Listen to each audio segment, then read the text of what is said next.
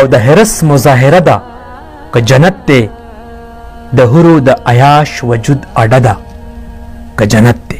اوس چې کوم دی یو شاعر را پاسېدلی د سوشل میډیا د مشهورتیا یو شاعر را پاسېدلی دی په جنت پسې کنځل کوي په هورو پسې کنځل کوي. دا ټول حقیقت ته سره دغه شعر کوم چې دا د په نشه کې کړي دي دا یې ولې کړي دي په جنت پسې کنځل ولې کړي دي اخر ټول حقیقت وګورئ ویډیو تر اخره پورې وګورئ البته تاسو په ویډیو باندې پوهیږئ معافي م غوښتې ده هغه په باره تنقید باندې چې خلکو به تنقید کړی دی. السلام علیکم ورحمت الله وبرکاتو ټولو ملګرو ته سلامونه امید لرم چې ښه به ملګرو دا شارټ کلیپس د امام منظر شاعر چې کوم دی تاسو وګورئ بیا راځم ټول حقیقت سره د دې شعر کوم شعر د دې معافي م غوښتې ده د هغې باوجود بیا چې کوم دی خلک کنځل کوي ټول حقیقت سره په دې ویډیو کې شعر کوم تاسو لاول د شارټ کلیپس وګورئ چې د کم نمونه کنځل یا وغیره چې څه دي په خپل کلام او غزل کې ویلي دي دا وګورئ. مادي مقابله ده که جنت دی د سکس یوه بربنډه تماشه ده که جنت دی. ملګرو تاسو د دا شعرونه چې کوم دی دا وکتو چې یاره دا مطلب د هغه کومې الفاظ چې دی استعمال کړي دي په دې باندې ډېر خلک را پاسېدلی دی او دلته باقایا چې کوم دی جواب ورکړی دی چې یاره دا د غلط کار کړی دی یا په جنت پسې د کنځل کړي دي یا هورو پسې وغیره مختلف قسمه خبرې پسې په تاسو یقینا در کتلي په دې ورپسې چې کوم دی حاجي عبدالحمید صاحب چې کوم دی الشیخ حاجي عبدالحمید صاحب چې کوم دی هغه دته یو پیغام ورکړی تاسو دا شارټ کلیپس وګورئ بیا راځو د دغه جواب لم چې یاره ده په جواب کې څه ویلي دي. غیرته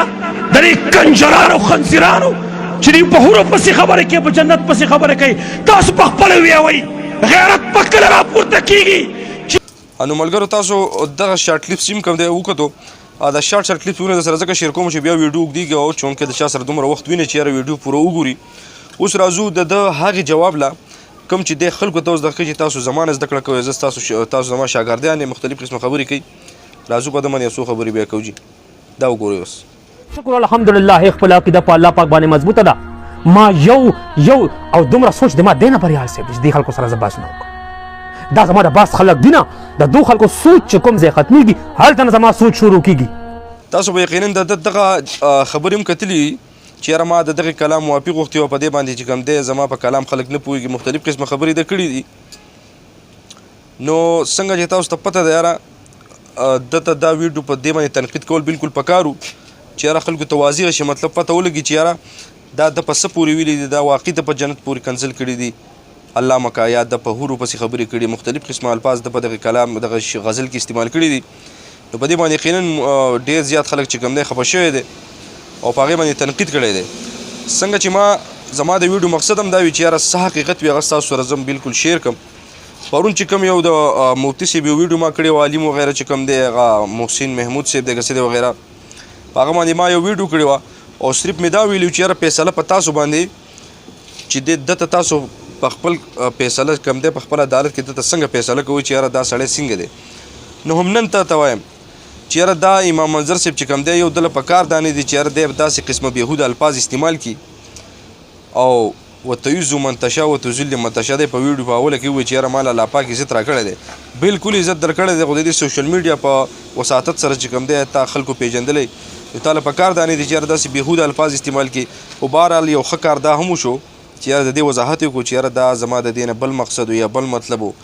یا زما ته مقصد دنیا وغیره د شاعران چې کوم دی په خپله فلسفه باندې ډېر ښه پوهېږي ځکه چې د شاعر ځای ته موږ نشو رسېدی بهرحال او بیا چې د دې کمې فلسفې یا دې نه هغې باندې خو بیخي زموږ سوچ سمجھ کار نه کوي.